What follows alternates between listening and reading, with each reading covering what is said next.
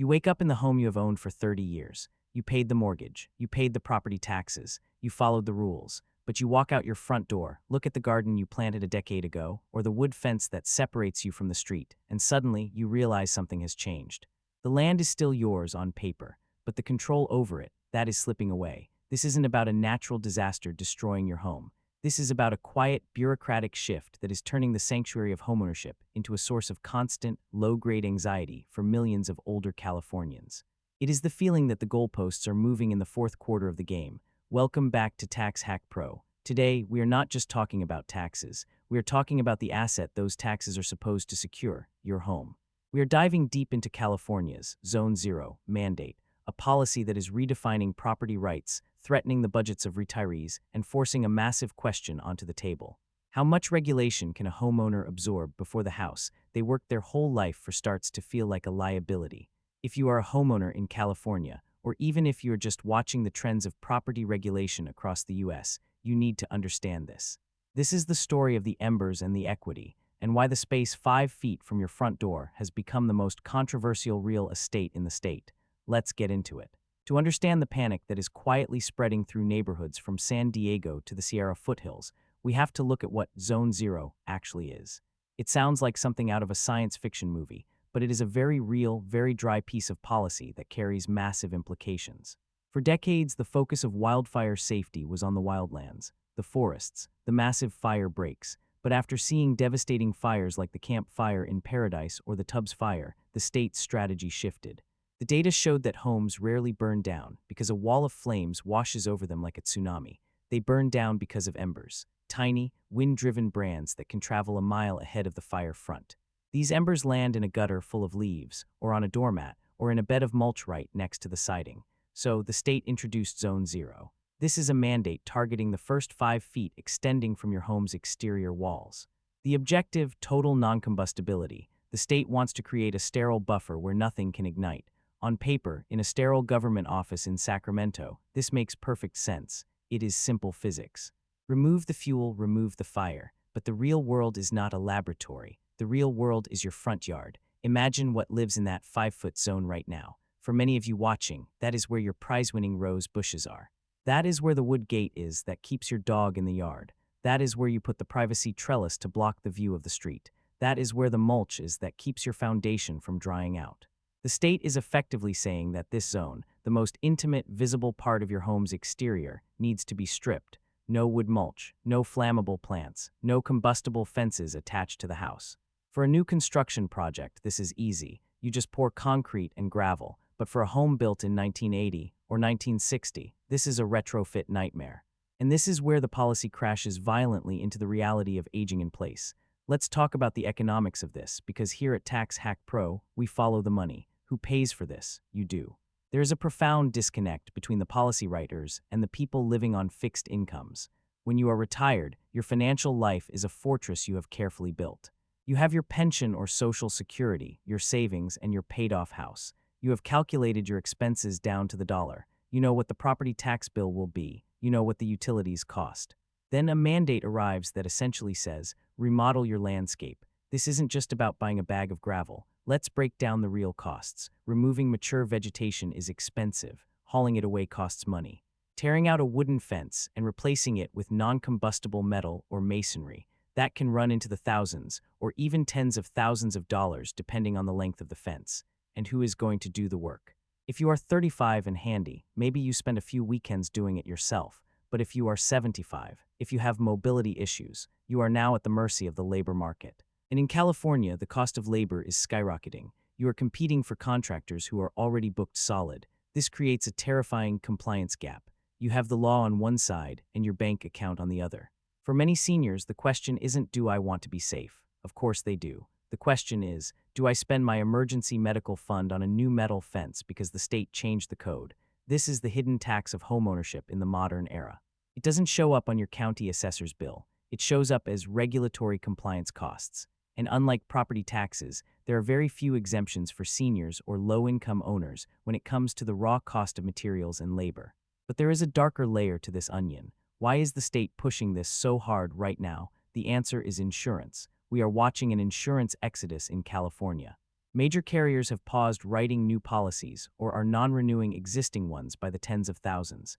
They are looking at the risk models and saying, it's too expensive to insure homes here. The state of California is panicked. If homeowners can't get insurance, they technically can't have a mortgage, since lenders require insurance. If the mortgage market freezes, the real estate market crashes.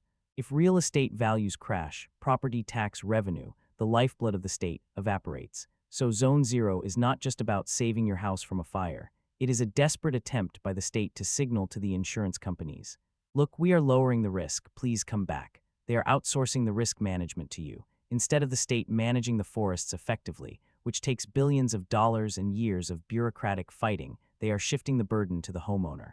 It is easier to mandate that you cut down your bushes than it is to clear 1 million acres of federal forest land. This puts the homeowner in a brutal squeeze. You might hate the idea of paving over your garden. But if your insurance agent calls you and says, comply with Zone Zero or we are dropping your policy, you have no choice. The insurance industry is becoming the enforcer for state policy. And let's be honest about the FAIR Plan, the insurer of last resort in California. It is expensive, the coverage is limited, and it is overwhelmed. Pushing more people onto the FAIR Plan is not a solution, it is a ticking time bomb. So the pressure to comply with these hardening standards is going to become financial survival, not just fire safety. Now, let's pivot to the human side of this, the psychological toll. We talk a lot about assets and equity on this channel, but for a retiree, a home is more than a line item on a balance sheet. It is the repository of memory. It is the center of a shrinking world. When the government reaches into that intimate space and says, this is wrong, this is dangerous, change it, it feels like a violation. It disrupts the sense of stability that is so crucial in later years. We are seeing a phenomenon that sociologists call solastalgia, the distress caused by environmental change in your home environment. But usually, that refers to climate change itself. Here, it is regulatory distress. Older homeowners are asking, what if I can't do it? What if I get it wrong? Will I be fined? Will I lose my home? Will there be inspectors walking around with clipboards measuring the distance of your mulch from the wall? Will your neighbors report you? For a generation that believes in self-reliance, in fixing their own problems, the physical inability to comply with Zone Zero is deeply demoralizing. It forces them to ask for help, to depend on others, to open their wallet for things they didn't plan for. It chips away at their independence. And let's address the skepticism. Many of you watching have lived in California long enough to see policies come and go. You remember when they told you to plant certain trees for shade to save energy. Now they might tell you to cut those same trees down for fire safety. There is a fatigue that sets in.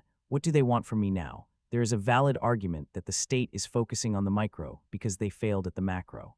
It is frustrating to be told you can't have a wood fence when you look at the hills behind your house and see thousands of acres of dry, unmanaged brush on state or federal land. It feels like the social contract is broken.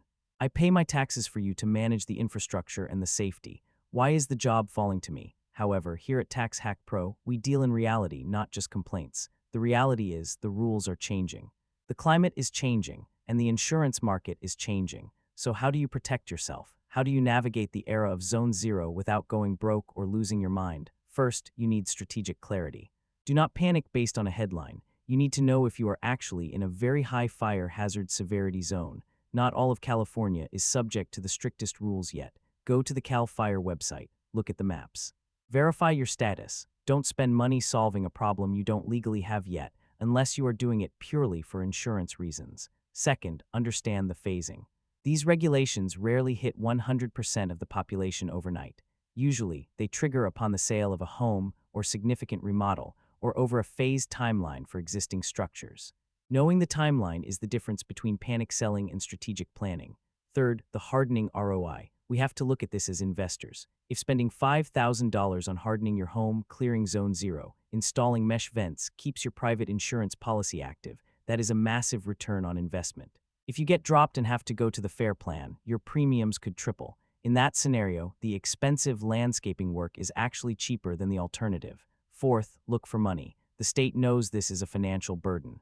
There are grant programs emerging. FEMA has grants. Cal OES has programs. Local fire safe councils often have funds to help seniors with vegetation management. Do not assume you have to pay full retail price. Dig for the subsidies. That is the tax hack way. Let the system pay for the mandate if possible. Fifth, document everything. If you do the work, take pictures, keep receipts. Why? Because insurance companies are starting to offer discounts for hardened homes. California's insurance commissioner has been pushing for this. You want proof that you are a lower risk than your neighbor. Make your home the plus student in the class so the insurer keeps you when they drop the others. Let's zoom out for a moment. This conversation about Zone Zero is actually a conversation about the future of the American dream in high-risk areas. For a long time, we treated nature as a backdrop to our homes. We built where we wanted, how we wanted. Now nature is pushing back and the economy is reacting. The quiet shift mentioned in the intro is the shift from unconditional ownership to conditional stewardship. You can own the home, but only if you maintain it to a standard that satisfies the state and the global reinsurance market. For older homeowners, this is a heavy burden. It forces a choice, adapt or leave, and we are seeing people leave. We are seeing the California exodus fueled not just by taxes, but by this feeling of exhaustion. The feeling that the maintenance of life in the Golden State has simply become too high. But for those who stay, for those who love their communities, their views, and the homes they have built memories in, the path forward is adaptation. It requires a shift in mindset. We have to stop looking at the garden as purely aesthetic and start looking at it as a defensive fortification. The defensible space concept is not new, but Zone Zero makes it absolute. The most dangerous thing you can do right now is ignore it. Ignoring the letters from the insurance company, ignoring the news reports, ignoring the dry rot on the fence. Denial is a luxury we can no longer afford. As we wrap this up, I want to speak directly to the seniors and the longtime owners watching this. You have survived recessions. You have survived housing crashes. You have survived previous fires. You are resilient. This Zone Zero policy is a hurdle, absolutely. It is bureaucratic, it is expensive, and it feels invasive, but it is also surmountable. The key is to take the emotion out of the decision-making process and replace it with strategy. Assess your risk, price out the changes, hunt for grants and discounts. Execute the plan at a pace you can handle. Don't let the fear of the what-if paralyze you. The state is clumsy, the rollout will be messy, there will be confusion. But you are the CEO of your household. You protect your assets. If you are feeling overwhelmed, talk to your neighbors. You are likely all in the same boat. There is power in numbers. Neighborhoods that band together to get bulk rates on clearing or fencing can save a fortune. Form a fire-safe council on your block. Turn the isolation into cooperation in the mail. And make sure you are subscribed to Tax Hack Pro. We don't just cover the tax code. We cover everything that impacts your bottom line and your property rights. We are tracking the insurance crisis, the property tax shifts, and the regulations that come for your wallet. Don't face this alone. Stay informed, stay strategic, and protect your castle. I'll see you in the next video.